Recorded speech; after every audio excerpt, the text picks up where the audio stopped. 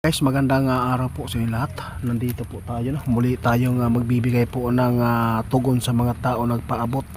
No, siguraduhin lang po natin guys baka po ay fake news lang po ito.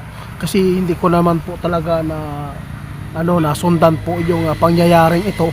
Tungkol po ito sa nawawala na nalunod po na si Joros Flores, kung saan po ito ay pinapaabot sa amin po ngayon na yung video sa post ay nakita na daw at nakabaon sa lupa. Kaya sabi po nila ay totoo po daw ang sabi ng mga kaibigan ko.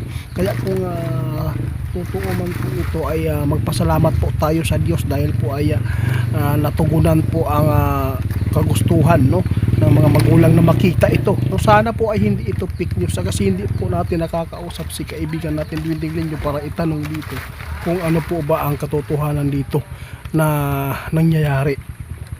Kasi po ngayon napakaraming nagpaabot sa atin ay nakita na daw ito, pero wala naman pong taga dyan sa kanila na nag-message sa atin na nakikita na ba itong katawan ni Joros kung saan nakalibing. Basta sa akin lang, kung ano man po ang ipinapaabot ng ating kaibigan noon ay talagang ganyan po ang nangyari. Kung totoo man po itong post na nakita na daw ang katawan ni Joros ay nakabaon ito sa lupa, sana po ay totoo itong post ng mga tao sa social media para po ay matahimik po ang kanyang kaluluwa at matahimik din po ang kalagayan ng kanyang mga magulang kung saan ito ay sabik na malaman ang katotohanan at makita ang kanilang anak. Sana po, sana. No, guys, pasensya na po kayo kung ganito po ang ating ipinapaabot ngayon dahil po ay yung mga tao talaga na nakapanood sa atin at nakasubaybay tungkol po sa hinuhulaan ng ating kaibigan na ito ay nangyayari, lalo na yung nakita nila yung post nito ngayon, ipinapaabot agad. Kaya ito lang po ang muli kong maibahagi sa inyo na hindi po tayo pwede na magtitiwala agad sa social media ngayon dahil po ay napakaraming mga tao na ang habol nila ay viral, makapag-views. Pero ipanalangin natin guys na sana po mahanap at totoo na ito na nakita na daw si Joros Flores kung saan ito ay nalunod po doon sa Negros Manyata. Basta hindi ko lang po alam kung saan po ito kasi nakalimutan ko na kasi wala po ang ating kaibigan para po ay magtanong tayo kung ano po ba talaga ang katotohanan ito.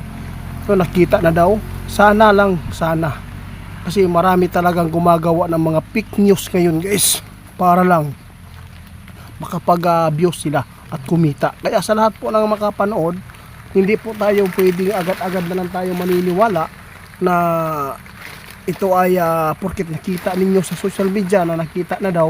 Ang ating i-confirm dyan yung mga magulang kung na-interview po ba ito sa mga malalaking network para po ay mabigyan po natin ng patotoo para hindi po masasaktan ang mga magulang kahit po ay namatay na yung anak ay hanggang ngayon ay nagpapatuloy pa rin ang pagpapaabot ng mga tao na hindi naman po totoo. Kasi mahirap po talaga guys magpaabot ng hindi totoo. Kaya salamat po sa mga nagtitiwala sa amin. Happy Sunday sa lahat at mag-ingat po kayo guys. Sana ay nasa mabuti kayong kalagayan. Huwag po kayo magkampante ngayon dahil po ang panahon natin ay masama na naman po ang ating panahon dahil po sa ulan. Mag-ingat tayo sa landslide, sa aksidente sa kalsada dahil po ay napaka slide kaayo ang kalsada karon tungod aning ulan. Mag-ingat tang tanan, no? Happy Sunday ug maayong adlaw sa inyo ug sa tanan na makapanood sa amo.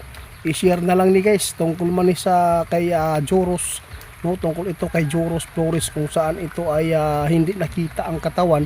Ngayon ay mayroon nakakita sa post ay nakita na daw at ibinabaon po daw doon sa lupa, sa ilalim ng lupa.